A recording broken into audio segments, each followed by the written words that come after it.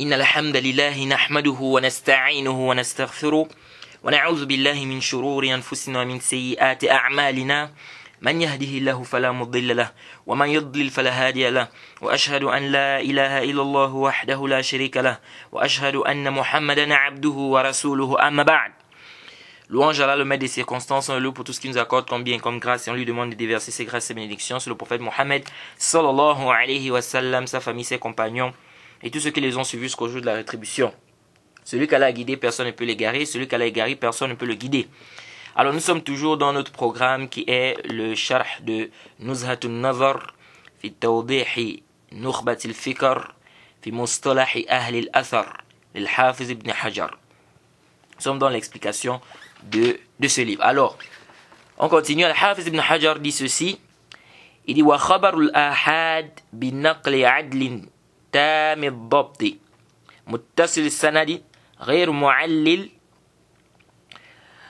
معلل ولا شاذا وهو الصحيح لذاته. Alors Al-Hafiz ibn Hajar va nous parler du hadith sahih, c'est-à-dire le hadith authentique. Quand on dit un hadith, il est authentique, ça veut dire quoi? Et là, il va nous parler du hadith authentique par lui-même. Parce que nous avons le hadith qui est sahih li zatihi, nous avons sahih li ghayrihi. On a le hadith qui est authentique par lui-même et on a le hadith qui est authentique par autre que lui. Et nous allons détailler ça, Inch'Allah. Alors, Hafiz ibn Hajar dit le khabar ahad. Là, il parle du hadith authentique. Il dit bin naqli adlin tam ad-dabt. Donc là, Al-Hafiz ibn Hajar va nous citer les 5 conditions qu'il faut réunir pour qu'on dise qu'un hadith est authentique. Quelles sont les 5 conditions qui doivent être réunies pour qu'on dise qu'un hadith est authentique? Il dit bin naqli adlin tam ad-dabt. Premièrement, il faut que le rapporteur soit adl. Le rapporteur doit être adl. Et Al-Hafiz ibn Hajar va nous expliquer ce que ça veut dire adl. Mais déjà, de manière résumée, le adl ici, c'est quoi? Il doit être juste. Ça ne doit pas être un pervers.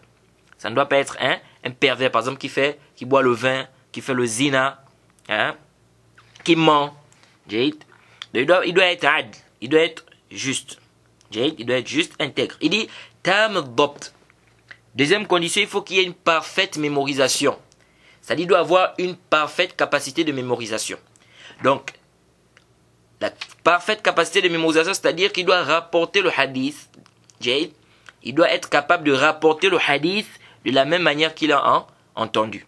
Donc, il doit avoir une parfaite capacité de mémorisation. Il dit muttasil sanad. La chaîne de transmission doit être rattachée. La chaîne de transmission doit être rattachée, ça veut dire quoi? Ça veut dire que le rapporteur doit avoir pris ce hadith de son cheikh. Il doit avoir pris ce hadith de son cheikh. Certains savants disent muttasil sanad, la chaîne de transmission doit être rattachée. Ça veut dire que chaque rapporteur doit avoir entendu ce qu'il rapporte de celui de qui il rapporte. Ils disent que ça veut dire que chaque rapporteur doit avoir entendu ce qu'il rapporte de celui de qui il rapporte. Mais ça fait une autre.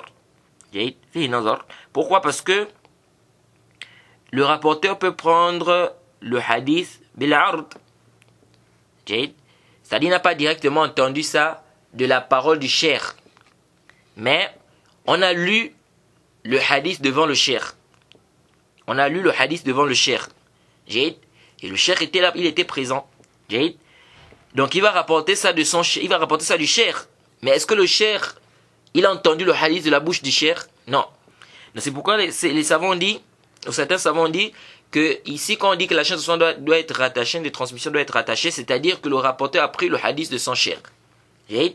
Mais dire qu'il faut que chaque rapporteur ait entendu, n'est-ce pas, de celui de qui il rapporte, il dit sinon on va faire quoi? On va rejeter certains hadiths. On va rejeter certains hadiths. Parce que là quand on dit par exemple on a lu le hadith devant le cheikh, la personne n'a pas entendu directement devant le cheikh. Et donc ici là on va dire quoi? Que c'est pas authentique parce qu'il n'a pas entendu de celui de qui il rapporte. Est-ce que vous voyez un peu? Et il y a aussi parfois le wijada aussi. Le wijada, c'est-à-dire qu'il a trouvé le livre du cheikh avec son écriture et c'est prouvé que c'est le livre du cheikh, que le livre n'a pas reçu, il n'y a pas eu de tabdil, il n'y a pas eu de falsification dans le livre. Il rapporte ça directement du cheikh. Est-ce que ici on va dire quoi? On va dire que il y a une coupure. Vous voyez, fihi ma fi. Donc en un mot, la chaîne doit être rattachée, c'est-à-dire que l'étudiant doit avoir pris le hadith de son cheikh. Il dit غير معل غير معل. Ça doit pas être mu'all. Alors ça doit pas être mu'all. Il y a certains savants tels que les Iraqi, ça veut dire quoi ça doit pas être mu'all d'abord. La illa dans la langue arabe on dit c'est marad, c'est une maladie. Et dans l'istilah c'est un sabab khafi يقدح في صحة الحديث مع أن ظاهره سلامة منه. La illa, quand on dit qu'un hadith c'est une illa, c'est une défaillance en fait, la illa. Donc il ne doit pas avoir une défaillance dans la chaîne de transmission. Ça veut dire quoi? La illa, la défaillance ici, c'est en fait une cause qui est cachée, qui empiète sur l'authenticité du hadith, bien que de manière apparente, le hadith est dépourvu de cette cause. C'est ça la illa. Quand on dit la illa, la défaillance, donc il ne doit pas avoir une défaillance dans la chaîne de transmission. C'est quoi la défaillance? C'est une cause qui est cachée, qui empiète sur l'authenticité du hadith, bien que de manière apparente, le hadith est dépourvu de cette cause. J'ai un exemple. On a un hadith des rapporteurs qui sont dignes de confiance. Tel a rapporté de tel, tel a rapporté de tel, tel a rapporté de tel. Dans la chaîne de transmission, on a par exemple Baqiya ibn Walid. Baqiya ibn Walid, c'est un mudallis. Donc pour comprendre son hadith, il faut qu'il dise clairement j'ai entendu. Que tel a entendu, que tel a entendu, que tel a entendu. On dit même il fait le tadlis, c'est t'assurer. Donc il doit dire j'ai entendu, que tel a entendu, que tel a entendu. Donc il doit dire clairement qu'il a entendu. De son cher qui a entendu clairement de son cher qui a entendu clairement de son cher. Alors, et on va voir, il y a un khilaf par rapport au tadlis t'assurer. Est-ce qu'il faut que le tasrih soit dans toute la chaîne de transmission? Ça c'est un autre débat, on verra ça là-bas Inch'Allah quand on va parler du tadlis. Alors ça, si on voit comme ça la chaîne de transmission, et tous ceux qui sont dans la chaîne de transmission sont des rapporteurs dignes de confiance. Et celui qui est mudallis, il a dit clairement, il a entendu. De tel qui a entendu clairement de tel qui a entendu clairement de tel. Donc quand on regarde la chaîne de transmission de manière apparente, on voit que donc c'est authentique. Mais certains savants te disent non, il y a une illa ici. Il y a une illa. C'est quoi la illa? On a dit que c'est une cause qui est cachée, n'est-ce pas, qui empiète sur l'authenticité du hadith, bien que de manière apparente, le hadith est dépourvu de cette cause. Donc ici, quand on regarde de manière apparente, on voit que le hadith est authentique. Certains savants te disent non, il y a une cause ici, il y a une cause qui empiète l'authenticité de ce hadith, mais qui est cachée. C'est quoi? C'est que Baqiya ibn Walid, c'est vrai que il a dit clairement qu'il a entendu, que l'autre dit qu'il a entendu, que l'autre dit qu'il a entendu. Mais ils te disent quoi? Ils te disent que Baqiya ibn Walid, le problème c'est que ses étudiants, ses élèves, parfois ils rapportaient des hadiths, ils disaient d'après tel, sans dire qu'il a entendu. Parce que lorsque tu dis d'après Mohammed, ça ne veut pas dire que tu as entendu de Mohammed. Ça veut dire que on rapporte ça de Mohammed. Mais est-ce que tu as entendu ça toi-même de Mohammed? Non. Mais si tu dis j'ai entendu Sami'tu Muhammadan, j'ai entendu Mohammed, ah là c'est clair. Donc ils disent quoi? Ils disent que les étudiants de Baqiya ibn Walid, qu'est-ce qu'ils faisaient parfois? Lorsque Baqiya ibn Walid citait un hadith, il disait d'après, sans dire j'ai entendu. Ces étudiants ne faisaient pas la différence entre ce qu'il dit d'après ou ce qu'il dit j'ai entendu. C'est-à-dire qu'ils ramenaient le sami'tu même dans ce qu'il disait d'après. C'est-à-dire même dans ce qu'il disait d'après, ces étudiants écrivaient j'ai entendu. Ou tel m'a dit. Alors qu'il a dit d'après. Donc le fait que ces étudiants ne faisaient pas la différence entre ce qu'ils disaient d'après et ce qu'ils disaient clairement j'ai entendu, il dit ça c'est une cause qui nous montre que ce hadith on ne peut pas le prendre. Donc ici là quand il vient il dit d'après, on doit regarder ici ce sont ces étudiants qui rapportent ça. Or eux ils ne faisaient pas la différence. Donc du moment où ils ne faisaient pas la différence, n'est-ce pas? Donc on ne peut pas prendre ça comme, on ne peut pas être sûr ici que c'est quoi? Il a entendu réellement. Donc il se peut ici quoi? Qu'il ait dit d'après et les étudiants ont écrit j'ai entendu. Est-ce que vous voyez un peu? Donc ça c'est une cause, on peut dire que ça c'est une illa. Pourquoi c'est une illa? Parce que c'est une cause qui empiète sur l'authenticité du hadith, n'est-ce pas? C'est une cause cachée, elle est cachée parce que lorsque tu regardes la chaîne de transmission de manière apparente, tu ne vois pas ça. Et donc c'est une cause cachée qui empiète sur l'authenticité du hadith, bien que de manière apparente le hadith est dépourvu de ça, ou la chaîne de transmission est dépourvue de cette cause. Donc quand on regarde de manière apparente, on ne voit pas cette cause-là. J'ai dit mais pourtant c'est une cause qui est cachée. Donc ça c'est la illa. Et donc la illa, les savants divisent ça en deux. Les savants te disent il y a une illa qui est qadiha, il y a une illa qui n'est pas qadiha. C'est-à-dire, il y a une cause qui empiète sur l'authenticité du hadith et il y a une cause qui n'empiète pas sur l'authenticité du hadith. Un exemple. On a un rapporteur qui rapporte, par exemple, il dit d'après Sofiane. Sofiane ici, on a deux types de Sofiane. C'est-à-dire on a deux Sofiane. On a Sufyan ibn Uyayna, on a Sufyan al-Thawri. Les deux rapporteurs sont des rapporteurs dignes de confiance. C'est les thiqat. Le problème, c'est qu'on ne sait pas quel Sufyan ici. C'est-à-dire, c'est quel Sufyan. C'est Sufyan ibn Uyayna ou bien c'est Sufyan al-Thawri. Donc, il a pris le hadith de qui? De Sufyan al-Thawri ou bien il a pris le hadith de Sufyan ibn Uyayna. Donc, on ne sait pas lequel des deux Sufyan est dans la chaîne de transmission. Mais on sait que ça soit Sufyan ibn Uyayna, que ça soit Sufyan al-Thawri, les deux sont dignes de confiance. Alors ici, on peut dire que ce n'est illa. Ce n'est illa pour, c'est-à-dire c'est un sabab. Pourquoi? Parce que ici, on ne sait pas lequel des Sufyan. Mais est-ce que ça, c'est une cause qui empiète sur l'authenticité du hadith? On dit non, c'est une cause qui n'empiète pas sur l'authenticité du hadith. Pourquoi c'est une cause qui n'empiète pas sur l'authenticité du hadith? Parce que tout simplement, que ça soit Sufyan al-Thawri, que ça soit Sufyan ibn Uyayna, le hadith est authentique. Pourquoi? Parce que les deux sont dignes de confiance. Et du moment où les deux sont dignes de confiance, donc qu'il ait pris le hadith de Sufyan al-Thawri, ou qu'il ait pris le hadith de Sufyan ibn Uyayna, ceci n'empiète en rien sur l'authenticité du hadith parce que les deux sont dignes de confiance. Donc que l'on sache que ça soit Sufyan al-Thawri ou que ça soit Sufyan ibn Uyayna, ça ne change pas sur l'authenticité du hadith. Du moment où les deux sont quoi? Sont dignes de confiance. Par contre, s'il y avait un qui était da'if et l'autre était digne de confiance, là il devait avoir un problème. Parce que là, on ne sait pas c'est lequel. Est-ce que c'est celui qui est da'if ou c'est celui qui est thiqa? Mais du moment où les deux sont des thiqat, ici, ça n'empiète pas sur l'authenticité du hadith. Donc, la illa, on a deux types de illa. On a une cause, n'est-ce pas, qui vient dans le hadith et qui empiète sur son authenticité. Et il y a des causes qui n'empiètent en rien sur l'authenticité du hadith. Et donc, ici, il a dit, le Hafiz ibn Hajar dit, ghayr mu'al. Ça veut dire que le hadith ne doit pas être ma'loul. C'est-à-dire que ça ne doit pas être un hadith qu'on a affaibli, qu'on a rendu faible à cause d'une illa qui empiète sur l'authenticité du hadith. Certains savants ont dit, ils ont fait l'i'tirad, ils ont dit, quand on parle du hadith sahih, authentique, on doit préciser qu'il ne doit pas avoir une illa qadiha. On doit préciser qu'il ne doit pas avoir une cause qui empiète sur l'authenticité du hadith. On ne doit pas juste dire comme ça, il ne doit pas avoir une illa. Ils disent parce que la illa, il y a deux types de illa.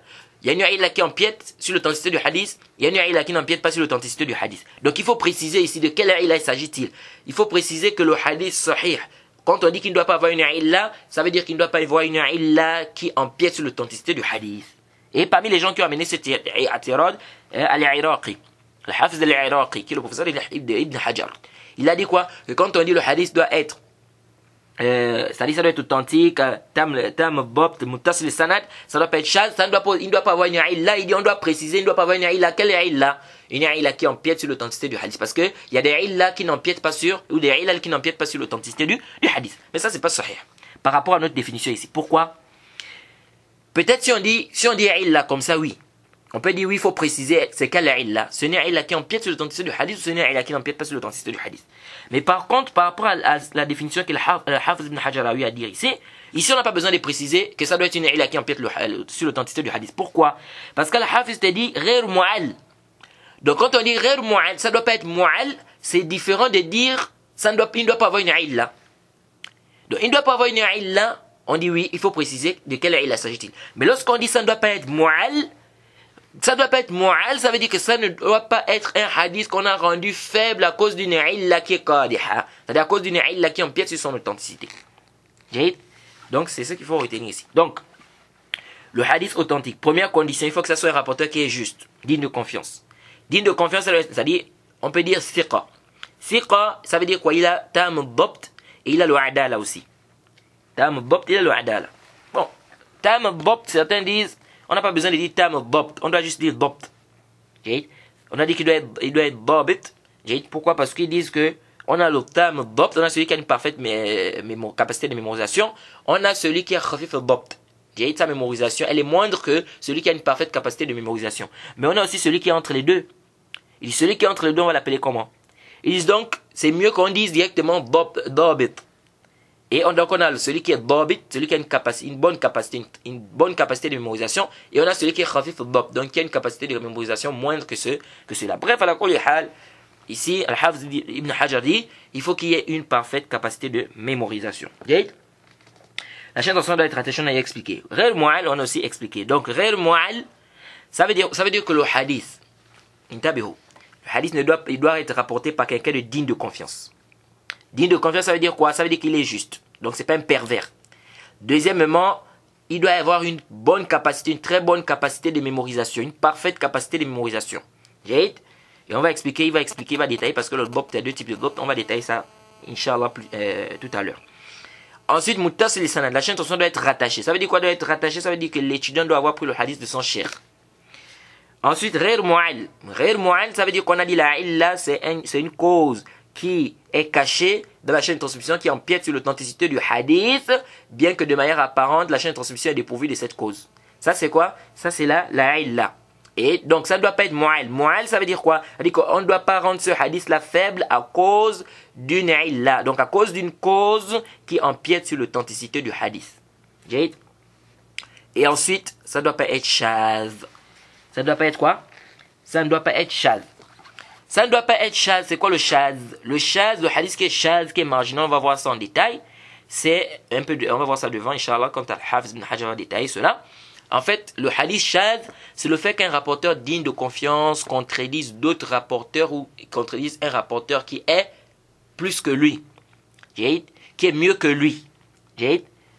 Ou encore, pour être encore plus précis, parce que quand on dit rapporteur digne de confiance, on va faire sortir celui qui est Sadouk. Donc c'est mieux on dit, c'est le fait qu'un rapporteur qui a accepté, un rapporteur qui a accepté, contredise d'autres rapporteurs qui sont également acceptés et qui sont mieux que lui. Soit au niveau des attributs, soit au niveau du nombre.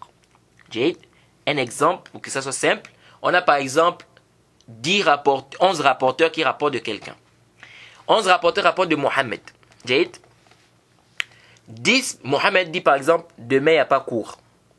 Mohammed dit à ses toulab, demain il n'y a pas cours. Donc, 10 rapporteurs, donc 10 étudiants de Mohammed disent que Mohammed a dit que demain il n'y a pas cours. Il y a un parmi les étudiants, puisqu'ils sont 11, il y a un parmi les étudiants qui dit, non, le professeur Mohammed a dit demain il y a cours. Tous les 11 là sont des rapporteurs acceptés. C'est des rapporteurs qui sont acceptés, ce n'est pas des rapporteurs faibles. Alors ici on dit quoi? On dit que il y a un qui a contredit les 10 autres. C'est supposé que celui qui a contredit s'appelle Ibrahim. Donc Ibrahim a contredit 10 étudiants de Mohammed. Donc tous sont des étudiants de Mohammed. Ibrahim a contredit 10 étudiants de Mohammed. Donc 10 étudiants de Mohammed ont dit que Mohammed a dit que demain il n'y a pas cours. Ibrahim lui a dit que Mohammed a dit que demain il y a cours. C'est pas possible. C'est-à-dire soit Mohammed a dit demain il y a cours, soit il a dit demain il n'y a pas cours. Et donc ici on dit que la riwaya d'Ibrahim c'est shaz. C'est marginal. Donc la riwaya d'Ibrahim c'est da'if, on ne prend pas ça. Pourquoi? Parce qu'on dit que ici attribuer l'erreur à celui qui est seul, donc Ibrahim, c'est plus probable que d'attribuer l'erreur aux 10 rapporteurs.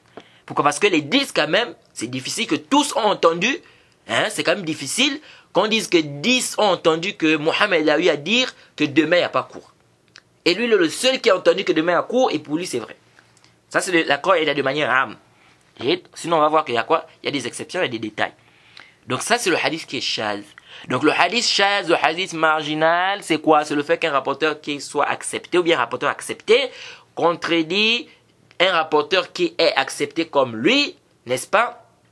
Mais qui est mieux que lui au niveau des attributs, peut-être sa capacité de mémorisation est plus que lui, ou bien il a contredit des rapporteurs qui sont aussi acceptés, mais qui sont en plus grande quantité que lui. Ça c'est le hadith qui est shaz. Et on va revenir sur ça en détail, Inch'Allah. Ici on a dit ça ne doit pas être shaz. Pourquoi on n'a pas dit ça ne doit pas être munkar? Parce qu'il y a certains qui ont dit certains ont dit on doit quoi? On ne doit pas dire, on doit ajouter si ça ne doit pas être munkar. Bon, avant même ça, il y a des gens qui ont dit le fait de dire que ça ne doit pas être shaz, ils ont dit il n'y a pas de faïda de ça. Il n'y a pas d'intérêt. Pourquoi on mentionne parmi les conditions du hadith authentique, on dit ça ne doit pas être shaz, ça ne doit pas être marginal. Pourquoi on dit ça ne doit pas être shaz? Ils disent il n'y a pas d'intérêt de mettre ça. Ils disent pourquoi? Parce que le fait que ça soit shaz, ça montre que le rapporteur n'est pas bob et il n'a pas une capacité de mémorisation, il n'a pas une parfaite capacité de mémorisation. Est-ce que vous suivez? C'est-à-dire, quand un rapporteur arrive, 10 personnes disent ça, lui il est le seul qui contredit. Ils ont tous pris du même professeur pourtant. Ils disent qu'il y a un problème, ça veut dire que lui, sa capacité de mémorisation, il y a un problème. Donc ils disent pourquoi on mentionne ici que ça doit pas être shaz, alors qu'on a déjà dit que le rapporteur digne de confiance, il doit être tam dopt. c'est-à-dire parmi les choses du hadith authentique, il doit avoir une parfaite capacité de mémorisation. Donc du moment où on a déjà dit qu'il doit avoir une parfaite capacité de mémorisation, on n'a plus besoin de dire encore que ça ne doit pas être chaz. On n'a plus besoin de dire que ça ne doit pas être chaz. Parce qu'ils disent quoi? Ils disent que le fait qu'ils contredisent les autres, qui sont dignes de confiance, ça montre qu'ils sont bobs, pour sa capacité de mémorisation, un problème. Et le fait ici qu'ils soient en conformité avec ce que les autres dignes de confiance rapportent, ça montre qu'il a une bonne capacité de mémorisation. Ils disent donc ici on n'a plus besoin de dire ça ne doit pas être chaz. Parce qu'on a déjà dit qu'il doit avoir une parfaite capacité de mémorisation. Mais ça c'est ghalat. Ça c'est une erreur, ça c'est pas juste. Pourquoi c'est pas juste? Parce que le rapporteur, lorsqu'on dit qu'il doit avoir une parfaite capacité de mémorisation, ce n'est pas une condition pour qu'un rapporteur ait une parfaite capacité de mémorisation qui ne doit jamais se tromper. Lorsqu'on dit que le rapporteur doit avoir une parfaite capacité de mémorisation, c'est pas parmi les conditions, c'est-à-dire ça ne fait pas partie des conditions pour qu'on dise qu'un rapporteur ait une parfaite capacité de mémorisation qui ne doit pas se tromper. Je ne sais pas si vous comprenez ce que je suis en train de dire. C'est-à-dire quand on dit le rapporteur, il doit avoir une parfaite capacité de mémorisation, est-ce que ça veut dire qu'il ne doit jamais se tromper? Non. Sinon, est-ce que quelqu'un peut être dépourvu d'erreur? Non. Jade, même si tu as une parfaite capacité de mémorisation, ça ne veut pas dire que tu ne peux jamais te tromper. Tu peux te tromper. Donc ici, on dit que ça ne doit pas être chaz. Pourquoi? Parce que ça ne fait pas partie des conditions du rapporteur qui a une parfaite capacité de mémorisation. N'est-ce pas? Ça ne fait pas partie des conditions qui ne se trompent pas. Même s'il a une parfaite capacité de mémorisation, il peut se tromper. Et donc, on conditionne qu'il ne faut pas que ça soit chaz. Il ne faut pas que ça soit chaz. Donc, on ne peut pas dire ici, non, où est l'intérêt de mettre chaz? On a déjà dit qu'il faut qu'il ait une parfaite capacité de mémorisation. Donc, si on dit qu'il a une parfaite capacité de mémorisation, on n'a plus besoin de dire que ça ne doit pas être chaz. Parce que lorsque le hadith est chaz, ça veut dire que sa mémorisation est un problème. Non. Pourquoi? Parce que celui qui a une parfaite capacité de mémorisation, ce n'est pas une condition qui ne se trompe pas. Qui ne fasse pas une erreur. Et le fait qu'il ait fait une erreur ou deux erreurs, ça n'empiète pas sur sa parfaite capacité de mémorisation. À quel moment ça va empiéter? Si la personne fait l'erreur de manière, c'est-à-dire fréquemment. Si la personne fait l'erreur fréquemment, là ça peut empiéter quoi? Ça peut empiéter sur sa capacité de mémorisation. Parce que non, il y a un problème au niveau de la mémorisation parce qu'il fait trop d'erreurs. Mais ce n'est pas le cas ici de celui qui a une parfaite capacité de mémorisation.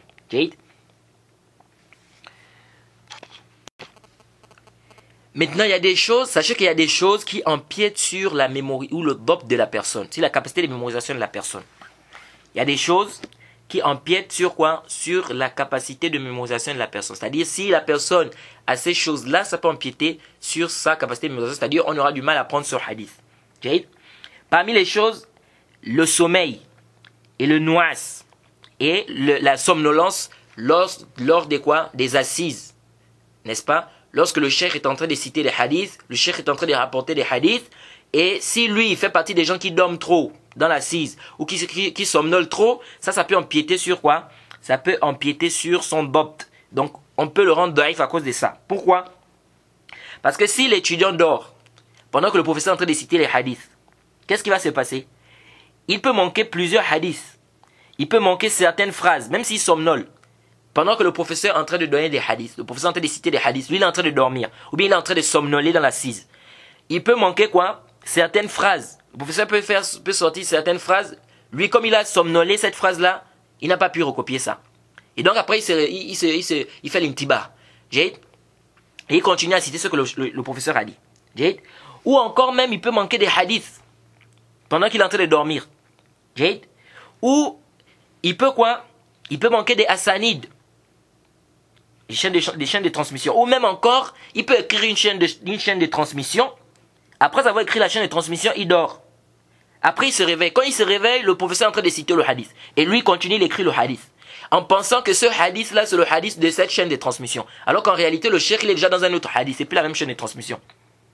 Est-ce que vous voyez un peu? Et donc là, ça peut amener un problème. Vous voyez? Parce que lui, il va écrire un autre matn, un autre contenu, un autre récit, qui n'est pas le récit de ce isnad-là. Et donc, qu'est-ce qui peut se passer? Il peut avoir une contradiction avec les autres rapporteurs qui sont dignes de confiance, qui ne dormaient pas dans l'assise. Donc, lui, il peut apporter une phrase qui contredit les autres. Parce que lui, n'est-ce pas, il a ce hadith, ou bien cette phrase-là, c'était dans un autre hadith. Mais lui, il a amené ça dans un autre hadith ou dans un autre isnad. Donc, il a contredit les autres. Donc, il peut avoir quoi? Une contradiction entre lui et les rapporteurs, les autres dignes de confiance qui ne dormaient pas dans l'assise. Donc le fait de dormir ou de somnoler dans l'assise, dans le dars du cheikh, ça peut empiéter, ça peut faire en sorte que l'étudiant fasse beaucoup d'erreurs. Et donc on peut le rendre faible à cause de ça. Le cheikh aussi, le professeur aussi. Le professeur aussi, ça peut empiéter sur son dopt. Ou ça peut empiéter sur ses hadiths, en fait. Ça peut empiéter sur ses hadiths, en fait. Même pas le dopt, mais ses hadiths. Pourquoi? Parce que si le cheikh, lui, il dort pendant qu'on est en train de les lire. On est en train de lire ses hadiths dans son livre. On est en train de lire, comme on lisait, par exemple, à l'imam Malik, on lisait les hadiths qui sont dans le Muwatta. Et l'imam Malik écoutait. Alhamdulillah, l'imam Malik ne dormait pas. Il ne dormait pas. Bien que celui qui lisait, qui tournait les pages, Habib, il a été rendu daïf. C'est-à-dire, lorsque Habib la rapporte de l'imam Malik, on dit que c'est daïf. Pourquoi on dit que c'est daïf? Parce qu'on dit que lui, il faisait quoi? Il tournait vite les pages, c'est-à-dire il lisait vite. Parfois, certaines personnes, ils peuvent faire ça. Pourquoi? Parce qu'ils veulent finir vite le livre. Ils veulent que le cheikh passe à un autre livre. Donc, il sautait parfois des hadiths. Il saute. Parce qu'il veut finir. Et l'imam Malik ne maîtrisait pas quoi? Le tartib, c'est-à-dire la chronologie des hadiths. Il maîtrisait ses hadiths. L'imam Malik mémorisait, il connaissait ses hadiths. Mais le problème, c'est la chronologie. C'est-à-dire l'ordre. Il ne maîtrisait pas. Donc parfois, lui, il passait des pages, des hadiths, il passait vite parce qu'il veut finir. C'est pourquoi on a rendu daïf les riwayats que lui rapporte directement de l'imam Malik. Donc, à supposer que le cheikh lui dorme dans l'assise. C'est-à-dire, pendant qu'on est en train de lire les hadiths, lui il dort, ou bien il somnole. Ça aussi, ça peut empiéter sur les hadiths qu'on rapporte de lui. Pourquoi? Parce qu'en lisant, l'étudiant peut se tromper dans la lecture. Il peut ajouter quelque chose, un mot, par erreur, ou il peut diminuer des mots. Et les étudiants qui sont à côté sont en train d'écrire, ils sont en train d'écrire. Parce que si le professeur est en train de somnoler, il est en train de dormir, et qu'il ne suit pas, l'étudiant peut, dans son hadith, il peut faire une erreur. Et on voit ça beaucoup. Parfois, vous voyez dans beaucoup des assises, pendant que l'étudiant est en train de lire, parfois l'étudiant fait une erreur, le professeur corrige aussitôt.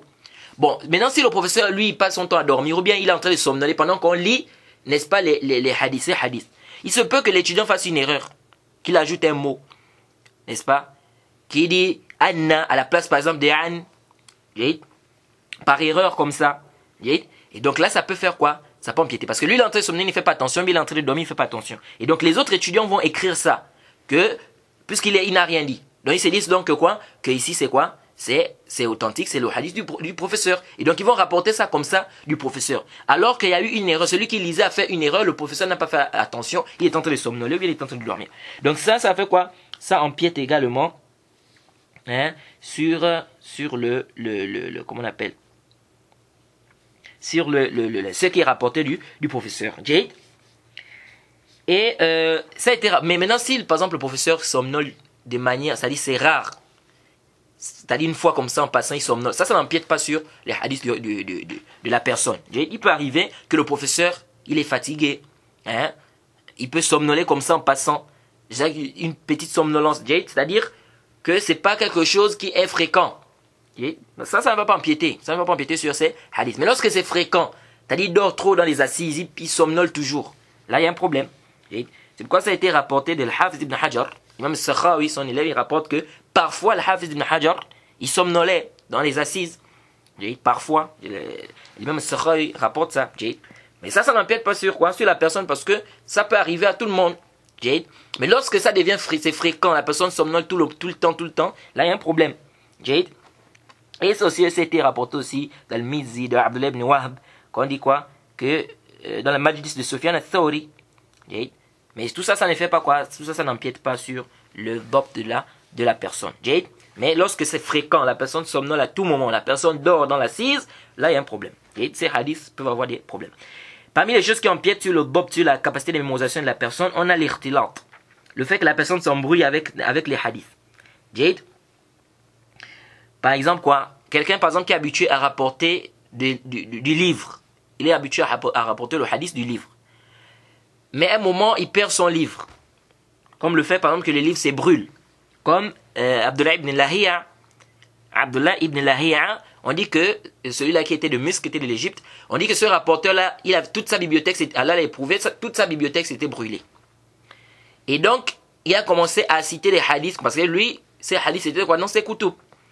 Toute la bibliothèque s'est brûlée, il a commencé à s'embrouiller avec les hadiths.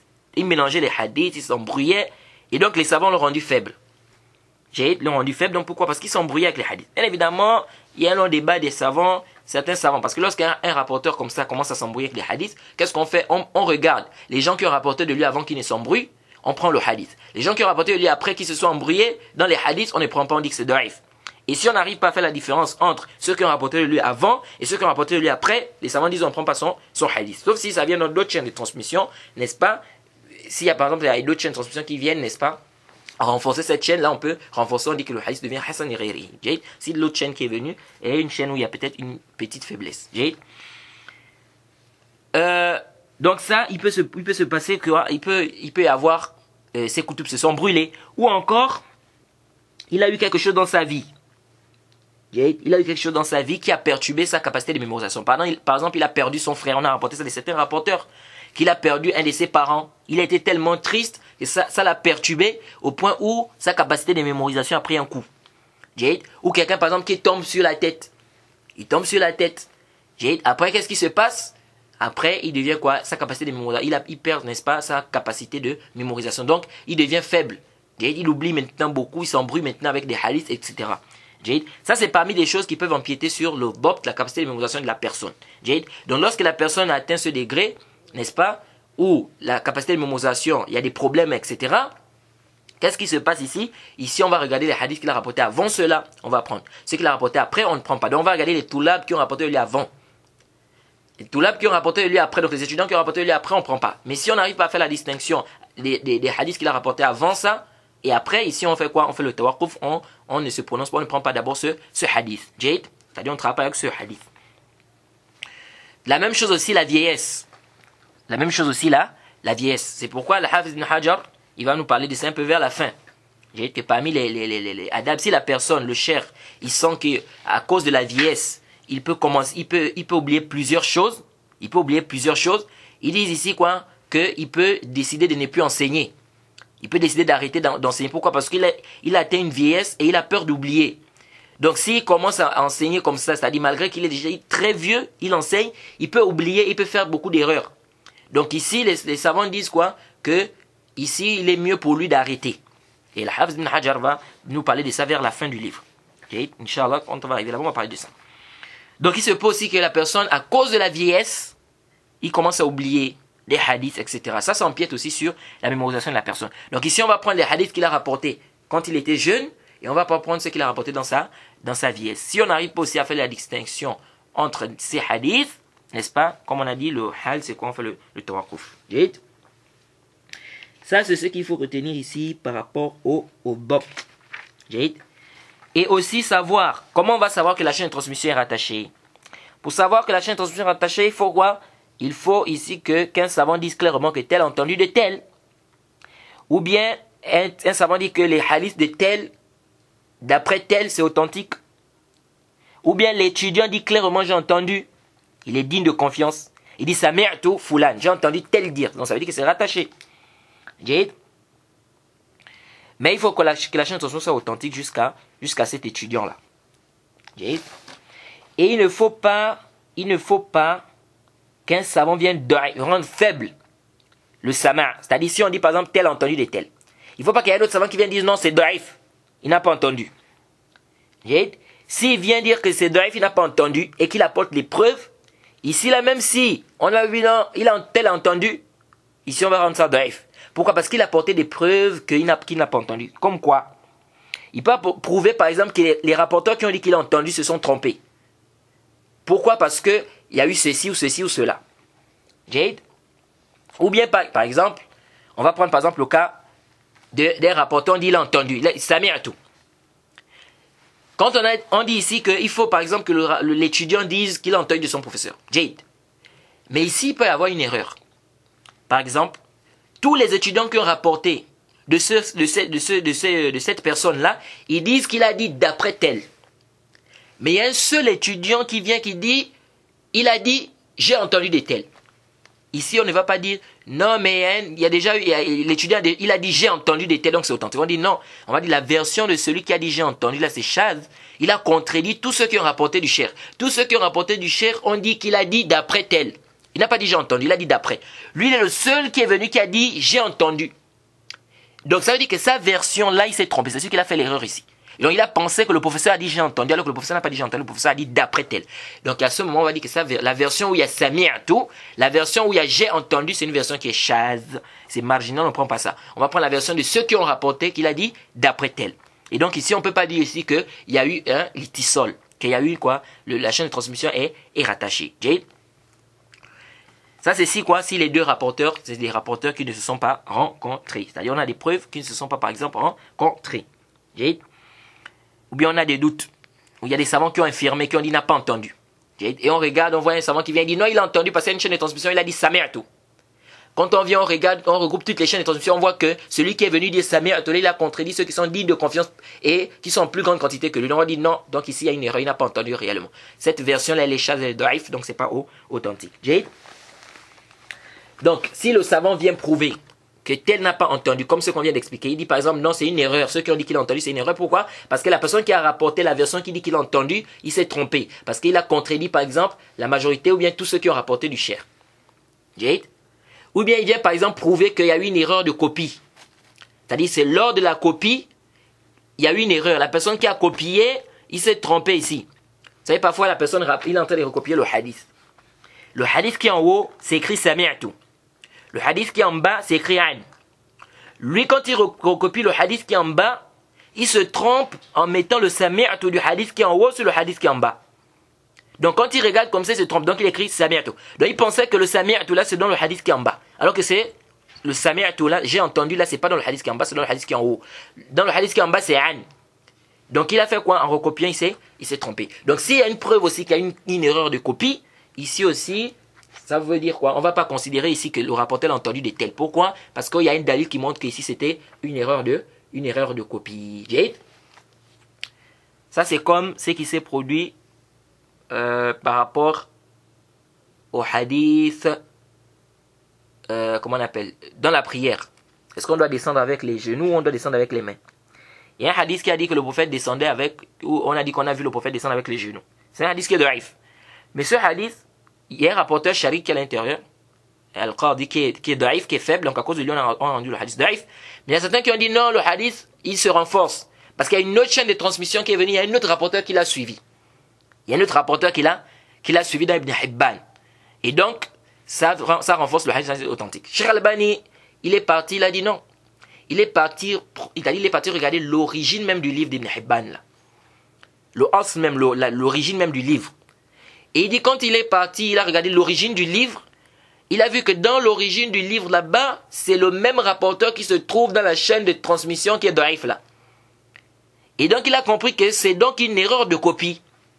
Et la personne qui a fait la copie, il s'est trompé ici. Au lieu de mettre le même rapporteur, il a mis un autre rapporteur ici à la place. Et donc il y a eu une erreur de copie ici. Et donc s'il y a eu une erreur de copie, ça veut dire qu'en réalité, c'est pas un rapporteur qui l'a suivi, mais c'est le même rapporteur. Et donc ça ne peut pas se renforcer, c'est la même chaîne de transmission, ça reste daif. Est-ce que vous suivez un peu? Donc ça, c'est très important de comprendre ça. Donc si il y a un dalil qui a eu une erreur de copie, n'est-ce pas? Ça montre quoi? Ici, on ne peut pas parler ici de quoi? Du sama'. Et aussi, comme par exemple, comme on a dit pour Baqi ibn Walid, qui disait An, et que ses étudiants ne faisaient pas la différence entre ceux qui disaient An et ceux qui disaient j'ai entendu. Et aussi, comme a dit l'imam Ahmed, il y a aussi le Mu'asar. C'est-à-dire, si le rapporteur, c'est connu qu'il a vécu à l'époque de tel rapporteur, ou de celui de qui il rapporte, et qu'il y a une possibilité de rencontre, et que le rapporteur n'est pas moudallis, ça c'est une preuve aussi que la chaîne de transmission est authentique. C'est-à-dire, les deux ont vécu à Médine. Les deux sont par exemple à Médine. Dans la ville de Médine. Et les deux sont dignes de confiance. Donc, il y a un qui dit, tel a dit, ou bien d'après tel. C'est pas un moudallis. Et on va voir c'est quoi le tadlis, Inch'Allah, ça va venir. Ici, ils disent aussi quoi, les savants disent quoi? Que ici, là, il y a une possibilité de rencontre, ils sont dignes de confiance, c'est pas des moudalissoun. La chaîne de transmission dit que quoi, c'est rattaché. Jade, bien évidemment, on va voir qu'il y a un débat aussi par rapport à cette question. Est-ce qu'il faut qu'il ait entendu? Il faut qu'on ait une preuve qu'il ait entendu, ne fût-ce qu'une fois. C'est-à-dire, il faut qu'on ait un texte clair qui dit que j'ai entendu. au moins une seule fois, ou bien c'est pas une condition, on va voir ça, parce qu'il y a un débat entre l'imam Bukhari et Muslim par rapport à cela. Donc voilà un peu par quoi on peut reconnaître quoi le ittisal du isnad. Alors ça c'est les conditions où les savants sont tous unanimes. Quelles sont ces conditions là?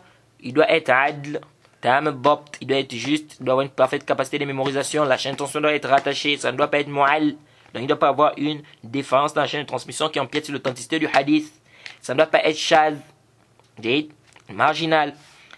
Ça, si les conditions là sont réunies, c'est-à-dire que le hadith est rapporté par quelqu'un qui est adl, qui est digne de confiance, qui a une parfaite capacité de mémorisation, la chaîne de transmission est rattachée, le hadith n'est pas mu'all, donc ça n'a pas une différence qui empiète sur l'authenticité du hadith.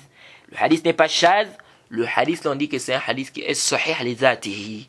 Ce hadith, il est authentique par lui-même. Authentique par lui-même. Maintenant, il y a d'autres conditions où les savants divergent. Il y a des conditions où les savants divergent. Est-ce que ça rentre dans les conditions du hadith authentique ou pas? Parmi les conditions, il faut quoi? Il y a certains ont dit parmi les conditions pour que le hadith soit authentique, il faut que ce rapporteur-là soit connu que c'est un étudiant en sciences du hadith. C'est-à-dire c'est un étudiant en sciences. C'est-à-dire on doit le reconnaître cet étudiant comme étant quelqu'un qui cherche la science. C'est pourquoi on rapporte d'Abdullah ibn Aoun qu'il a dit La yukhaz al-ilm illa amman shuhida lahu bit-talab. Il ne prend pas la science sauf de celui qu'on a attesté que quoi? Qu'il cherchait la science. Certains ont mis ça comme condition. Et on rapporte ça de l'imam Malik, on dit que c'est aussi une condition que l'imam Malik a eu à mettre. Ibn Hajar dans le Lisan al-Mizan, il a refuté ça. Il a refuté, il a dit que ça c'est une condition qui est dure, c'est un tashdid, ça c'est une dureté. C'est-à-dire, quand on parle ici du hadith, pour qu'on prenne le hadith de quelqu'un, il faut quoi? Qu'il soit connu, que c'est quelqu'un qui cherche la connaissance. Ils disent non, c'est pas une condition. Parce que ici on veut prendre le naql. Le plus important c'est qu'il soit bon, il a une bonne capacité de mémorisation, une très bonne capacité de mémorisation, qu'il soit reconnu comme quelqu'un de digne de confiance et pas un menteur. Donc il rapporte le hadith, il dit j'ai entendu tel, on prend. Il est digne de confiance, c'est pas un menteur, il a une bonne capacité de mémorisation, il dit j'ai entendu tel, on prend. Donc c'est pas une condition pour qu'on prenne le hadith, non on ne prend pas ton hadith. Il faut d'abord qu'on sache que tu es quelqu'un qui cherche la connaissance, qu'on te voit. Donc là, à ce moment, si on voit que tu es quelqu'un qui, c'est-à-dire c'est répandu, que tu es quelqu'un qui cherche la connaissance, à ce moment, prends ton hadith. Ibn Hajar dit que ça, c'est pas une condition. C'est pas une condition. Ce qui nous intéresse ici, c'est est-ce qu'il a une bonne capacité de mémorisation, est-ce qu'il est digne de confiance, n'est-ce pas? C'est pas un pervers. Ici, là, s'il dit j'ai entendu, ou bien tel a dit, on prend le hadith. Et ça, c'est ce qui est juste. Ça, c'est pas une condition. Donc, ce n'est pas une condition qu'il soit répandu, qu'il soit connu de quelqu'un qui cherche quoi? La connaissance pour comprendre son hadith. D'autres ont conditionné le femme. D'autres ont dit qu'il faut qu'il ait une compréhension, il faut que ce soit quelqu'un qui a une bonne compréhension. Il faut qu'il ait une bonne compréhension, c'est-à-dire il faut qu'il comprenne. Pourquoi ils ont mis ça? Ils disent parce qu'il peut faire entrer un hadith dans un autre hadith, ou il peut se tromper. Il peut prendre quelque chose qui est marfou', il met ça mawqouf, ou c'est quelque chose qui est mawqouf, il met ça marfou'. Ou bien il peut rattacher des chaînes de transmission qui sont mursal. Mais ça aussi c'est pas une condition. Le fahm, tout ça, la compréhension, c'est pas une condition. Pourquoi?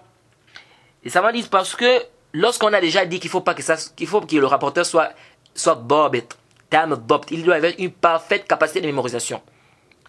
Et que ça ne doit pas être shadh. Ça veut dire, quand on conditionne déjà, ça veut dire qu'on n'a plus besoin ici du fahm.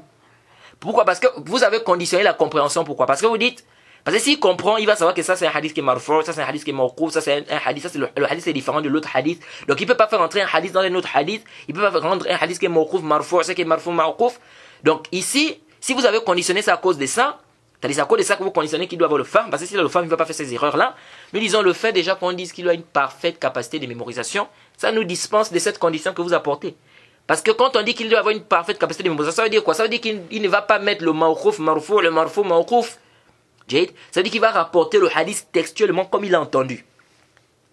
Donc ici, là, on n'a plus besoin de votre condition là. Donc du moment où on dit déjà qu'il faut qu'il y ait une parfaite capacité de mémorisation, on n'a plus besoin de la condition du fahm, du ma'arifa.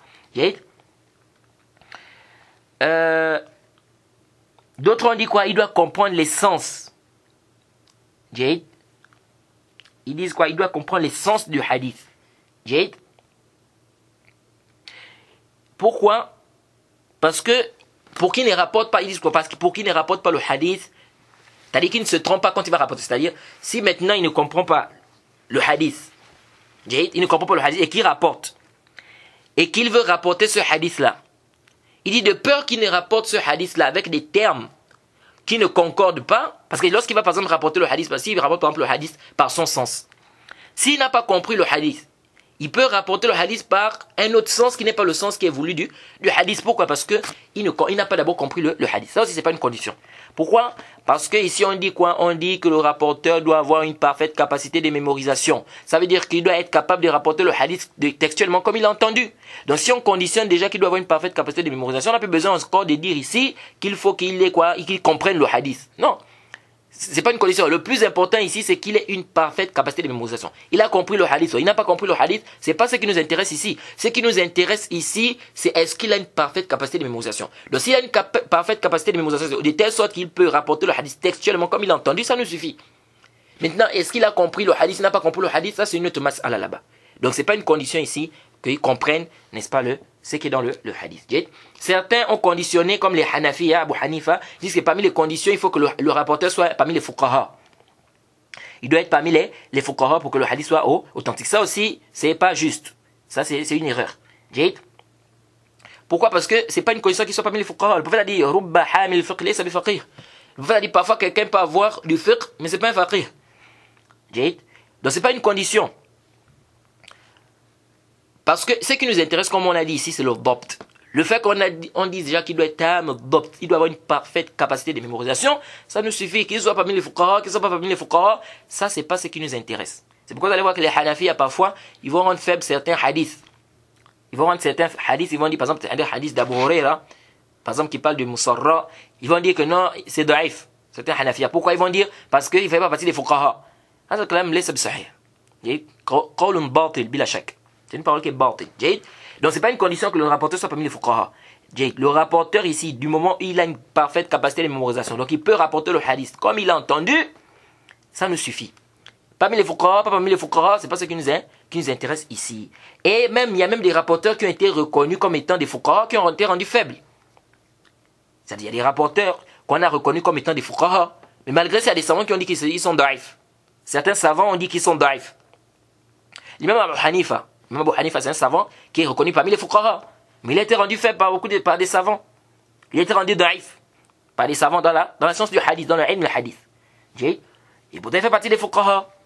Donc c'est pas parce que quelqu'un est parmi les fuqaha que forcément on va prendre son hadith nécessairement en disant que forcément il est darbit. Et d'autres ont conditionné, comme on a dit, qu'il faut que le rapporteur ait entendu de son cher au moins, c'est-à-dire qu'il faut qu'on ait une preuve qu'il a entendu au moins une seule fois. C'est-à-dire qu'il faut qu'on ait une preuve qu'il ait dit comme ça, clairement, j'ai entendu tel dire. Au moins une fois.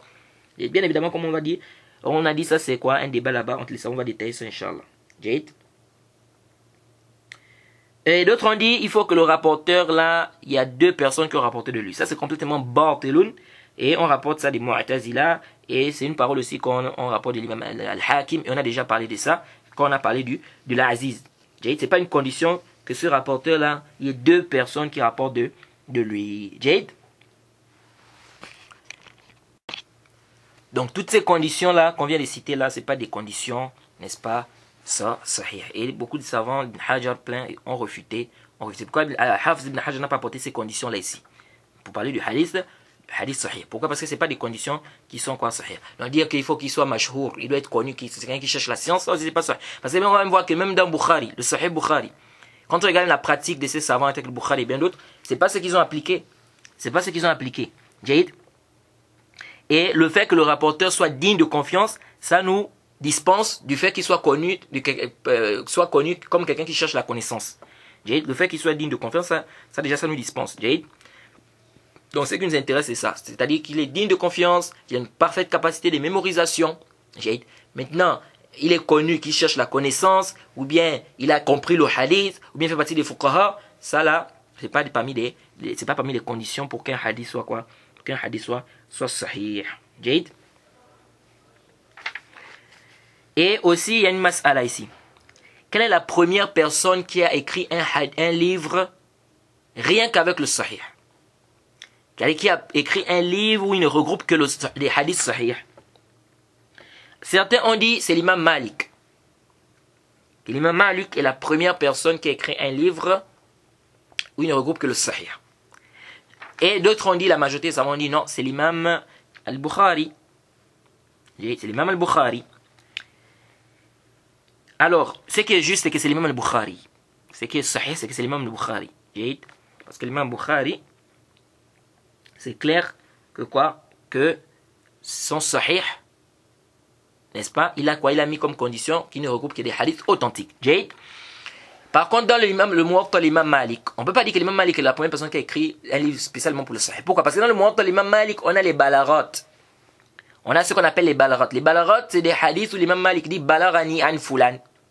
Balarani an fulan, ça veut dire quoi? C'est-à-dire, il m'est parvenu de tel. Il m'est parvenu de tel. Lorsque tu dis il m'est parvenu de tel, est-ce que ça veut dire que la chaîne de transmission est rattachée? Non. Parce que quand tu dis il m'est parvenu de tel, il t'est parvenu de tel, qui t'a fait parvenir cette information? Est-ce que vous voyez un peu? Donc quand tu dis il m'est parvenu, on ne sait pas qui t'a fait parvenir cette information. Et donc la chaîne de transmission n'est pas rattachée. Donc à cause des balarotes là, on ne peut pas dire que dans l'imam Malik est celui qui a rapporté que des hadiths authentiques. Pourquoi? Parce qu'il y a des hadiths où les chaînes de transmission et les coupures. Comme les balarotes. Il dit il m'est parvenu que tel a dit ceci. Donc ça, on trouve ça dans le Muwatta de l'imam Malik. Balarani an fulan, balarani an fulan. Certains ont fait l'i'tirab. Certains ont objecté cela. Ils ont dit non. Si vous dites ça, si vous dites que l'imam Malik, son Muwatta n'est pas le livre, c'est-à-dire c'est pas la première personne à recopier, ou bien, il n'est pas la première personne à écrire, par exemple, à regrouper, des hadiths, n'est-ce pas, authentiques seulement. Si vous dites ça parce qu'il y a les balarotes, c'est-à-dire parce qu'il y a des hadiths où il dit Balarani m'est parvenu de tel, et que comme il dit il m'est parvenu, la chaîne de transmission n'est pas rattachée, ils disent mais non, nous seulement vous dire la même chose pour le Sahih al-Bukhari. Parce que dans le Sahih al-Bukhari, il y a ce qu'on appelle les mu'allaqat. Il y a ce qu'on appelle les mu'allaqat, c'est-à-dire il y a des hadiths, le mu'allaq c'est le hadith dont on a effacé le début du isnad. Mu'allaq c'est un hadith où on a effacé le début du isnad. Parfois l'imam Bukhari rapporte des hadiths où il efface le début du isnad, où il rapporte des asar où il efface le début du isnad. Il dit par exemple, Abu Huraira a dit. Qala Abu Huraira. Même le Bukhari n'a pas rencontré Abu Huraira. Donc ici, il a effacé le isnad. Où il dit par exemple, Ibn Omar a dit. Donc ça, c'est les mu'allaqat. Ils disent donc ici aussi, c'est pas rattaché, la chaîne de transmission n'est pas rattachée ici. Ici, ça fait quoi? Ici, il y a quoi? Il a effacé le début du isnad. Donc ils disent ça. Donc ce que vous dites concernant le Muwatta de l'imam Malik, on dit aussi la même chose pour l'imam Bukhari aussi. Que dans le Sahih Bukhari aussi, il y a ça. Il y a quoi? Il y a le fait qu'il efface le début du isnad. Donc ici, c'est pas un dalil de dire que parce que l'imam Malik, il a dit Balarani, il m'est parvenu, que ça veut dire qu'il n'est pas, c'est pas la première personne qui a écrit, n'est-ce pas, seulement dans le Sahih. Mais ça fait un autre. Ça, c'est pas juste. C'est pas juste. Pourquoi c'est pas juste? Parce que les mu'allaqat qui sont dans le Sahih al-Bukhari, ça ne fait pas partie de son Sahih. Les mu'allaqat qui sont dans le Sahih al-Bukhari ne font pas partie de son Sahih. C'est pourquoi c'est une erreur, comme a dit al-Hafiz al-Zayla'i, c'est une erreur de dire un hadith qui est mu'allaq, qui est dans le Sahih al-Bukhari, c'est une erreur de dire rapporté par l'imam al-Bukhari dans son Sahih. C'est-à-dire dire akhrajahu l'imam al-Bukhari fi sahihihi, c'est une erreur. Pourquoi? Parce que le ikhraj, c'est le ibraz sanad. Quand on dit akhrajahu, c'est-à-dire il a ramené la chaîne de transmission.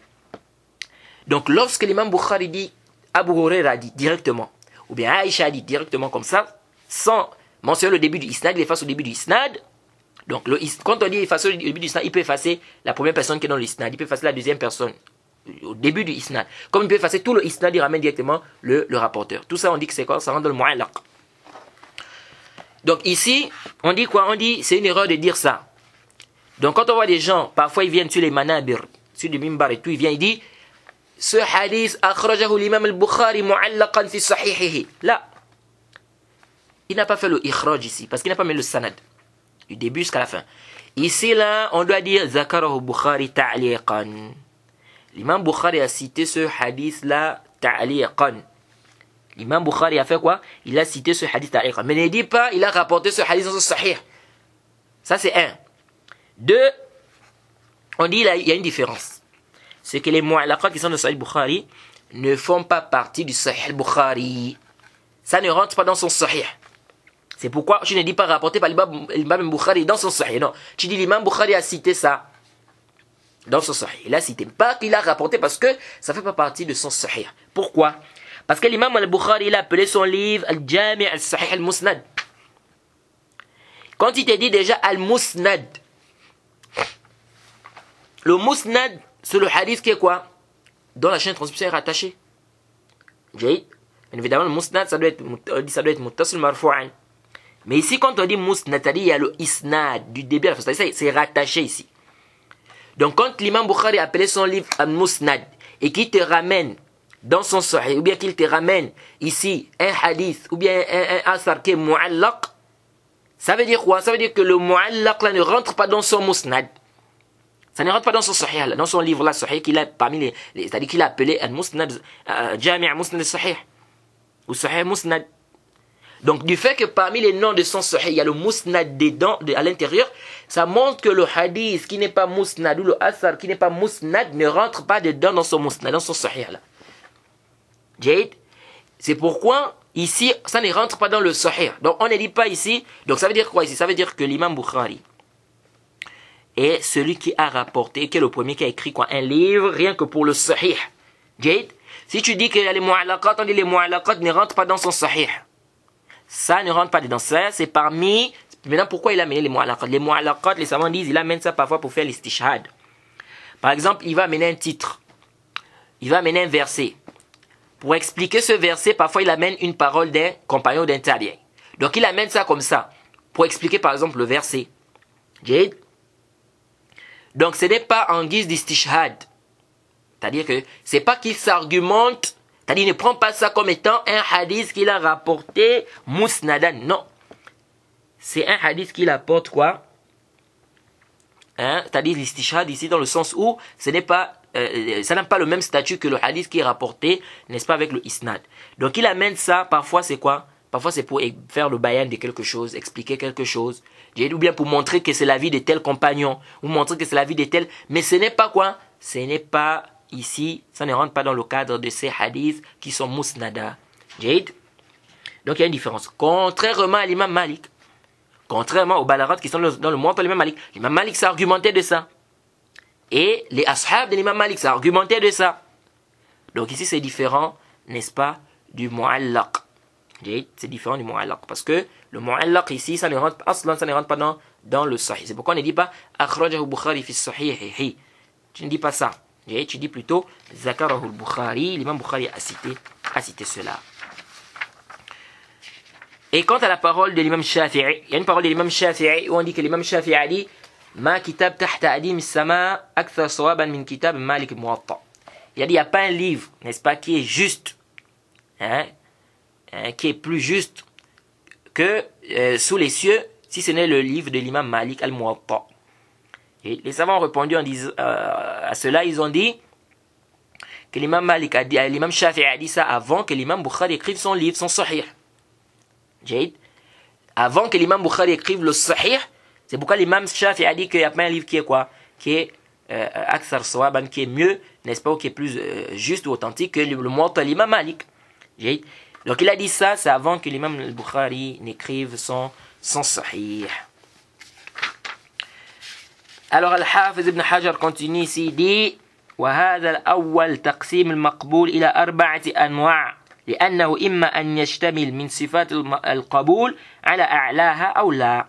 Il dit ceci, et donc la première division ici de hadith maqboul, donc le hadith ahad, on divise ça en 4 catégories. Il dit car ce hadith là, il peut avoir les critères, n'est-ce pas, ou soit ces critères sont élevés ou non. C'est-à-dire soit les critères sont élevés, soit les critères sont moins élevés. Jade. Il dit al-awwal as-sahih li zatihi. Donc celui dont les critères sont élevés, Jade, c'est le sahih li zatihi. Le hadith qui est authentique par lui-même. Jade, il est authentique par lui-même. Et celui qui est authentique par lui-même, c'est celui qu'on a cité tout à l'heure, qui a réuni les conditions qu'on a citées là. Jade, qui doit être rapporté par adl tam babt muttasil sanad ghayr mu'all wala shadhan. C'est un rapporteur digne de confiance qui rapporte ça, donc il est juste, il est adl, il a une parfaite capacité de mémorisation. Jade, la chaîne de transmission est rattachée, ça ne doit pas être mu'al, ça ne doit pas avoir une défaillance qui empiète sur l'authenticité du hadith, et ça ne doit pas être marginal, ça ne doit pas être shadh. Ça c'est quoi? Ça c'est le hadith sahih li zatihi. Il dit wathani in wujida ma yajibu zalika al-qusur ka kathrat at-turuq fa huwa sahih aidan walakin la li zatihi. Il dit maintenant si on trouve ce qui peut combler cette baisse-là ou ce manquement-là, le hadith il est donc sahih, pas par lui-même mais pas autre que lui. Là il veut parler de quoi? Du hadith sahih li ghayrihi. Le hadith sahih li ghayrihi, c'est un hadith à la base qui est rapporté, en fait c'est un hadith qui à la base qui est Hassan li zatihi. Le hadith qui est Hassan li zatihi, le hadith Hassan li zatihi c'est un hadith, c'est-à-dire un hadith qui est bon, n'est-ce pas, par lui-même. C'est un hadith qui a réuni les mêmes conditions que le hadith sahih li zatihi qu'on vient de citer, sauf au niveau de la capacité de mémorisation. Le rapporteur qui se trouve dans le hadith qui est bon, hadith qui est Hassan li zatihi, qui est bon par lui-même, ce rapporteur-là, sa capacité de mémorisation, elle est moindre que la capacité de mémorisation de celui qui se trouve dans un hadith qui est authentique par lui-même, donc qui est sahih li zatihi. Donc le hadith qui est Hassan, il ne faut pas vous embrouiller. Le Hassan li zatihi, il a les mêmes conditions que le sahih li zatihi. Donc il a les mêmes conditions que le hadith qui est authentique par lui-même. Le hadith qui est authentique par lui-même, c'est quel hadith? Le hadith qu'on a cité déjà. On a dit que c'est un hadith qui est rapporté par un rapporteur qui est juste, qui a une parfaite capacité de mémorisation. La chaîne de transmission est rattachée, ça ne doit pas être moyen, ça ne doit pas être faible, on ne doit pas rendre ça faible par une différence qui empiète sur l'authenticité du hadith, ça ne doit pas être chaz marginal. Ça c'est le hadith qui est sahih li zatihi. Maintenant, le hadith Hassan li zatihi, ça a les mêmes conditions, mais le seul problème, c'est que le rapporteur qui est à l'intérieur, c'est un rapporteur qui a une capacité de mémorisation qui est moindre que la capacité. Donc, il n'a pas une parfaite capacité de mémorisation. Sa capacité de mémorisation n'est pas parfaite. Donc, il a une capacité de mémorisation moindre que celui qui est dans le hadith Hassan li sahih li zatihi. Jade? Donc, sa capacité de mémorisation, elle est un peu plus basse. Donc, il a une bonne capacité de mémorisation, mais sauf qu'elle est un peu plus basse par rapport à celui qui est quoi? Par rapport à celui qui est dans le hadith sahih li zatihi. C'est pourquoi dans la chaîne de transmission, quand on dit ici que le rapporteur doit être tam d'abt, ça veut dire quoi? Ça veut dire que tous les rapporteurs, ça veut dire que tous les rapporteurs de la chaîne de transmission doivent avoir ce degré-là. Ils doivent être tam d'abt, doivent avoir une parfaite capacité de mémorisation. S'il y a un seul rapporteur dans la chaîne de transmission dont sa capacité de mémorisation elle est moindre, donc elle baisse un peu, elle est khafif d'abt, elle est moindre que la capacité de mémorisation de celui qui est dans le hadith Hassan sahih li zatihi. En ce moment, le hadith descend, il n'est plus sahih li zatihi, il devient Hassan li zatihi. À cause de ce rapporteur-là qui a une capacité de mémorisation qui est moindre que la capacité de mémorisation de celui qui se trouve dans le hadith sahih li zatihi. Donc, le cheikh dit donc, si on trouve donc le hadith, si on trouve que il y a des hadiths qui viennent combler ce manquement. C'est quoi ce manquement? C'est-à-dire, le rapporteur, il est à la base, il est saduq. Saduq, c'est-à-dire que sa capacité de mémorisation, elle est moindre que la capacité de mémorisation des rapporteurs qui est siqa. Celui qui est siqa, sa capacité de mémorisation, elle est parfaite. Par contre, celui qui est saduq, sa capacité de mémorisation, elle est moindre que celui-là. Donc, si lui, il vient dans une chaîne de transmission, son hadith est quoi? Son hadith est Hassan li zatihi. Son hadith est bon par lui-même. Alors, si on a plusieurs chaînes de transmission qui sont Hassan li zatihi, donc plusieurs chaînes de transmission qui sont bonnes par elles-mêmes, ces hadiths-là, quand on regroupe toutes les chaînes de transmission, là, ça devient sahih li ghayrihi. Ça devient authentique, pas par lui-même, mais il est authentique par autre que lui. C'est-à-dire que si on prend une seule chaîne de transmission, c'est Hassan li zatihi. Mais quand on prend toutes les chaînes de transmission, c'est-à-dire, on a une chaîne de transmission qui est Hassan li zatihi, une autre chaîne qui est Hassan li zatihi, une autre chaîne qui est Hassan li zatihi, une autre chaîne qui est Hassan li zatihi. Non, plusieurs chaînes de transmission qui sont Hassan li zatihi, n'est-ce pas, du même hadith. Quand on regroupe tout ça, donc plusieurs Hassan li zatihi, donc plusieurs chaînes de transmission bonnes par elles-mêmes, deviennent sahih li ghayrihi, donc deviennent authentiques par autre qu'elles-mêmes.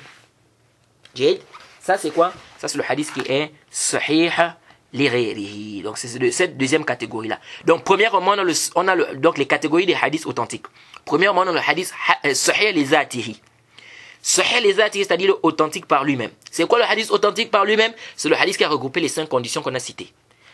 Qui est quoi? Le rapporteur doit être l'adl, il doit être tam, bob, une parfaite capacité de mémorisation, et la chaîne de transmission doit être attachée, ça ne doit pas être, il ne doit pas avoir une défaillance, ça ne doit pas rendre ce hadith là fait par une défaillance qui empiète sur l'authenticité du hadith, et ça ne doit pas être marginal, ça ne doit pas être shad. Si ça réunit les 5 conditions là, on dit que le hadith là, il est sahih li zatihi, c'est-à-dire il est authentique par lui-même. Donc il n'a pas besoin d'un autre hadith pour être authentique, il est authentique par lui-même. Deuxième catégorie, on a le sahih li zatihi. Il est authentique mais pas par lui-même, par autre que lui. Donc c'est à cause des autres chaînes qui devient authentique. Donc il est authentique par autre que lui. Donc celui-là il est sahih li ghayrihi. Celui qui est sahih li ghayrihi, c'est quel hadith? C'est un hadith qui a la base qui est hasan li zatihi. Le hadith qui est hasan li zatihi, c'est quel hadith? C'est un hadith qui a réuni toutes les mêmes conditions que le hadith sahih li zatihi. Donc de la première catégorie. Il a réuni les 5 conditions là, à la seule différence qu'au niveau du dabt, au niveau de la capacité de mémorisation, sa capacité de mémorisation, celui-là, elle est moindre que la capacité de mémorisation de celui qui se trouve dans le hadith sahih li zatihi. C'est-à-dire que lui n'a pas une parfaite capacité de mémorisation. Donc sa capacité de mémorisation, elle est moindre. Mais il a quand même une capacité de mémorisation, mais sauf qu'elle est moindre que celui-là qui est dans le hadith sahih li zatihi. Donc le hadith qui est authentique par lui-même. À ce moment, on a donc le hadith là, on dit, à ce moment, il est hasan li zatihi. Alors ce hadith qui est hasan li zatihi, s'il vient dans plusieurs chaînes de transmission, qui sont aussi hasan li zatihi. Donc on a plusieurs chaînes de transmission qui sont hasan li zatihi, qui sont donc bons par elles-mêmes, c'est-à-dire ces chaînes de transmission sont bonnes par elles-mêmes. À ce moment, on dit quoi? On dit que le hadith devient sahih li ghayrihi. Il devient authentique. Pas par lui-même, parce que par lui-même il est hasan li zatihi, mais par autre que lui. Donc à cause des autres chaînes de transmission, il devient sahih li ghayrihi. Ça c'est la deuxième catégorie. Ensuite, Al-Hafiz dit haythu la jibran fa huwa hasan li zatihi. Donc si il n'est pas renforcé par d'autres hasan li zatihi, il n'y a que cette chaîne de transmission là qui est hasan li zatihi, il dit ici ce hadith il est hasan li zatihi. C'est-à-dire que lorsqu'il n'y a pas de renforcement, il n'y a pas des chaînes de transmission qui viennent combler la capacité, parce que lorsque le rapporteur, sa capacité de mémorisation est moindre, si on trouve plusieurs rapporteurs, plusieurs chaînes de transmission qui sont hasan li zatihi, qu'est-ce qui se passe ici? Ça vient combler ici cette capacité de mémorisation qui est moindre. Donc ça fait monter ce rapporteur-là. C'est comme si ça faisait monter le hadith au degré de celui qui a quoi? C'est comme si ça faisait monter le hadith au degré de celui qui a une capacité de mémorisation parfaite. Mais sauf que ici, là, ce n'est pas sahih par lui-même, mais c'est parce qu'on a pris d'autres, c'est à cause de d'autres chaînes de transmission qu'il arrive à ce degré-là. Donc il est authentique par autre que lui. C'est bon? Donc il dit, lorsqu'il n'y a pas de jubron, lorsqu'il n'y a pas d'autre chaîne de transmission, il n'y a pas un comblement ici, c'est quoi? C'est hasan li zatihi. Et on a expliqué c'est quoi le hadith hasan li zatihi. Il dit, فَإِنْ قَامَتْ قَرِينَةُ تُرَجِّحْ جَانِبَ قَبُولٍ مَا يُتَوَقَّفْ فِيهِ فَهُوَ حَسَنٌ أَيْضًا لَا لِذَاتِهِ. Il dit, si on a un indice maintenant qui donne la prépondérance à l'acceptation, n'est-ce pas, de ce dont on ne s'était pas prononcé, il dit ça devient hasan. C'est pas hasan li zatihi, mais c'est hasan li ghayrihi. Donc c'est bon par autre que lui. Le hadith qui est bon par autre que lui, c'est quel hadith? C'est un hadith qui, à la base, il est faible. Il est faible à la base, mais sa faiblesse, elle est minime. C'est une petite faiblesse. C'est-à-dire, il n'y a pas un menteur à l'intérieur, il n'y a pas quelqu'un qu'on accuse de mensonge, il n'y a pas quelqu'un qui fait trop d'erreurs à l'intérieur. C'est-à-dire, c'est une faiblesse qui est minime. Cette faiblesse qui est minime, si elle vient dans plusieurs chaînes de transmission, il y a plusieurs chaînes de transmission, n'est-ce pas, qui viennent avec une petite faiblesse, on regroupe toutes les chaînes de transmission là, ça se renforce. Ça devient quoi? Ça devient hasan li ghayrihi. Ça devient bon, mais pas par lui-même, mais par autre que lui. Par autre que lui. Ça c'est le hadith qui est hasan li ghayrihi. Donc le hadith hasan li ghayrihi, c'est un hadith qui à la base il est faible. Mais la faiblesse est minime. Et ça vient avec plusieurs chaînes de transmission. Donc toutes ces chaînes de transmission là se renforcent. Et donc ça devient quoi? Ça devient hasan li ghayrihi. Donc il dit ça devient hasan. Donc ça devient hasan pas par lui-même. Donc ça devient bon. Le hadith devient bon, mais pas par lui-même. Par lui-même, il devient bon par autre que lui. Donc ça c'est les 4 catégories des hadiths acceptables. On reprend. Première catégorie. On a le hadith qui est sahih li zatihi. Il est authentique par lui-même. C'est le hadith qui a réuni les 5 conditions qu'on a citées à la base. Donc quand on dit le hadith il est sahih, on peut vouloir le sahih li zatihi, on peut vouloir le sahih li ghayrihi. On peut vouloir ce qui est authentique par lui-même et ce qui est authentique par autre que lui. Donc on a le hadith qui est sahih li zatihi, il est authentique par lui-même. Ensuite, on a le hadith qui est sahih li ghayrihi, il est authentique pas par lui-même mais par autre que lui. On a expliqué c'est quoi. Ensuite, on a le hadith qui est hasan li zatihi, donc il est bon par lui-même. On a expliqué ça veut dire quoi? Il est bon par lui-même, c'est-à-dire c'est un hadith qui a réuni les conditions du hadith authentique. Mais sauf qu'au niveau de la capacité de mémorisation, elle est moindre que celui-là qui se retrouve dans le rapporteur qui se trouve dans le hadith sahih li zatihi. Donc c'est un rapporteur qui est saduq. Lorsqu'on a un rapporteur qui est saduq, lorsque tu entends qu'il y a un rapporteur qui est saduq dans la chaîne de transmission, sache que ce hadith-là doit être hasan li zatihi. Ça doit être bon par lui-même. Quatrième catégorie de hadith, on a le hadith qui est hasan li ghayrihi. Donc il est bon pas par lui-même, mais il est bon par autre que lui. Le hadith qui est bon par autre que lui, c'est un hadith qui est à la base qui est faible, mais sauf que la faiblesse elle est minime. Et donc ça se renforce avec la multitude des chaînes de transmission, ça se renforce, ça devient bon, mais pas bon par lui-même, mais bon par autre que lui, ce hadith. Jade. Al-Hafiz dit wa qaddima al-kalam ala sahih li zatihi li'ulu rutbatihi. Il dit, on a parlé ici du sahih, on a commencé par parler du sahih li zatihi, le hadith qui est authentique par lui-même. Il dit du fait quoi? À cause de quoi? À cause de son élévation, à cause de son degré élevé. C'est-à-dire, c'est le hadith qui est le plus, c'est-à-dire les hadiths authentiques, n'est-ce pas, de manière globale, ils sont en degré. Il y en a qui sont plus authentiques que d'autres. Le hadith sahih li zatihi, il est le plus fort. Sahih li zatihi, donc celui qui est authentique par lui-même, il est le plus fort. J'ai déjà expliqué, ça veut dire quoi? Authentique par lui-même, c'est-à-dire sahih li zatihi. Donc celui qui réunit les 5 conditions qu'on a citées au début, qu'Al-Hafiz a cité ici. Al-Hafiz ibn Hajar a cité ici. Donc ça c'est le haut degré du hadith authentique. Donc sahih li zatihi. Ensuite, on a celui qui est moindre que lui. Le sahih li ghayrihi. Il est authentique par autre que lui. J'ai. Ensuite, on a celui qui est moindre que celui-là. C'est le hadith hasan li zatihi. Donc le hasan li zatihi, il est moindre que le sahih li zatihi, que le sahih li ghayrihi. Le hasan li zatihi, il est moindre que le sahih li ghayrihi, et il est moindre que le sahih li zatihi. Et ensuite on a le sahih li ghayrihi et le hasan li ghayrihi. Donc ça veut dire que le sahih li zatihi est plus fort que le sahih li ghayrihi. Le sahih li ghayrihi est plus fort que le hasan li zatihi. Le hasan li zatihi il est plus fort que le hasan li ghayrihi. Mais tout ça rentre dans la catégorie des hadiths qui sont à accepter et dont on travaille avec, c'est des hadiths authentiques. Jade. Et pourquoi cette division-là? Les savants disent quoi? Parfois ça peut nous aider dans le tarjih. Lorsqu'un savant veut par exemple faire le tarjih, il veut par exemple faire précéder un texte sur un autre, au cas où il y a par exemple une contradiction, n'est-ce pas? Et qu'il veut faire précéder un sur l'autre, n'est-ce pas? Il va regarder ces degrés-là. Celui-là il est hasan li zatihi, l'autre il est hasan li ghayrihi, l'autre il est hasan li zatihi, l'autre il est sahih li ghayrihi. Donc qu'est-ce qui est plus fort, qu'est-ce qui n'est pas plus fort? Donc ça aide dans quoi? Dans le fait de faire précéder un texte sur un autre. On va s'arrêter ici, on demande qu'Allah nous facilite, qu'Allah nous donne la compréhension. On se retrouve au cours prochain, on va continuer. On espère qu'Allah va nous faciliter pour terminer cela, parce que c'est vraiment long. Subhanakallahumma bihamdika ashhadu an la ilaha illa anta astaghfiruka wa atubu ilaik.